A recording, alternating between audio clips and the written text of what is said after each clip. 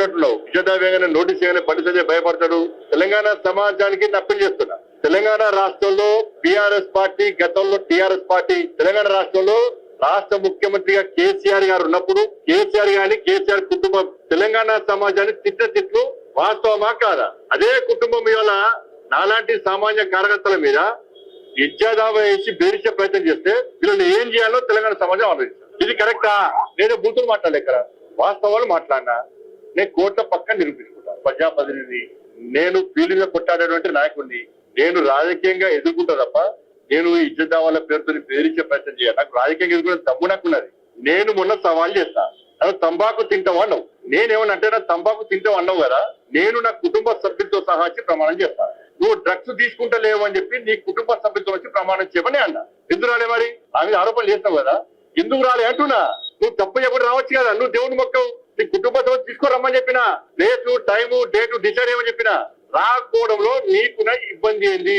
ఇది ఫిల్మే కొట్టాడే పద్ధతి. లక్షలు కోట్ల కట్టిన పైసలు కడిగా సిరిసిల్ల వరదలు వస్తే రూపాయి ఇచ్చే చేత కాదు. నీ కార్యకర్తలు చచ్చిపోతున్నారు, చాలా ప్రాంతాల్లో ఇబ్బంది పడుతుంది. వాళ్ళకు రూపాయి ఇస్తున్నా, అన్ని ఇస్తున్నా. బిడ్డ ఇప్పుడు స్టడీ చేస్తావు కదా, నీ స్టడీ చేస్తే నీ బయట ఎప్పుడు స్టడీ చేస్తే ఏం చేయాలి? నీ సంగతులు అన్ని చూస్తా.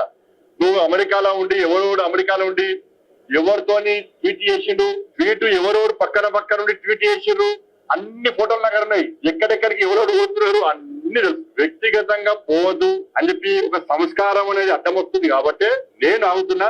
ఇప్పుడు స్టార్ట్ చేస్తాను.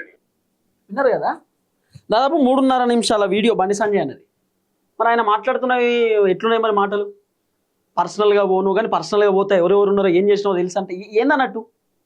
అట్లా కూడా మేము బండి సంజయ్ అని ఎక్కడ పర్సనల్గా ఇబ్బంది పెట్టలేదే, పర్సనల్గా ఏం మాట్లాడలేదే. మేము రాజకీయ కోణంలోనే మాట్లాడినాం కదా, వాళ్ళ కొడుకుకు సంబంధించి ఇష్యూలోనే మాట్లాడినాం కదా. ఎందుకు ఇట్లా? ఏమొస్తుంది ఇప్పుడు? ఈ పరువు నష్టం దావా ₹1 కోటి ఇవ్వాల్సిందే అంటే ఏమొస్తుంది అన్నట్టు. సో అన్నిటినీ లీగల్గా ఎదుర్కోవడానికి మేము కూడా సిద్ధంగా ఉన్నాం. మేము ఎక్కడ ఎవరిని ఇబ్బంది పెట్టలేదు. పూర్తి స్థాయిలో జనాలకు అర్థమయ్యేటట్టు పబ్లిక్ వివరించడం తప్ప బండి సంజయ్ అన్నని మేము ఎక్కడ ఇబ్బంది పెట్టలేదు. చాలా క్లియర్గా చెప్తున్నాం, ట్రాన్స్పరెంట్ మేనర్లో మాట్లాడినాం. మేము చాలా క్లియర్గా మాట్లాడినాం. ఎక్కడ కూడా ఎవరిని మేము ఇబ్బంది పెట్టలేదు. చాలా క్లియర్గా చెప్తున్నాం, ఓపెన్గా చెప్తున్నాం.